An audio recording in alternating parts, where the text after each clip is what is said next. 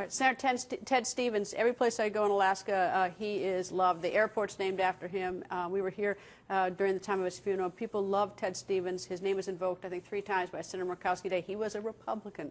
Your view on Senator Ted Stevens and the appropriations he brought to the state? You know, I absolutely support the idea of an earmark. I don't think that anybody has a better situational awareness or understanding of the needs of a local community than the delegation that represents that state.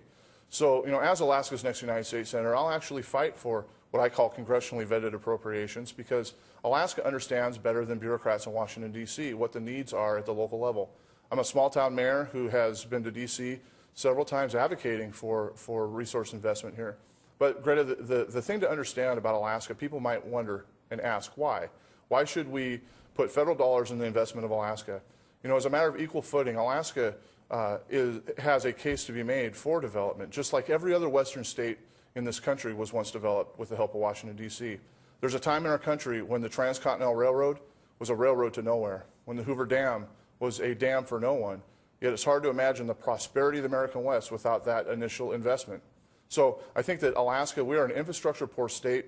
There are only 675,000 people organized in this giant state with a wingspan as wide as the lower 48 states contiguously. So, you know, I'll continue to fight for Stevens-style earmarks. I'll fight for appropriations of any sort that get our state developed, because it's, you know, affordable energy, reliable transportation, basic public works infrastructure, and an educated populace is the backbone of any economy.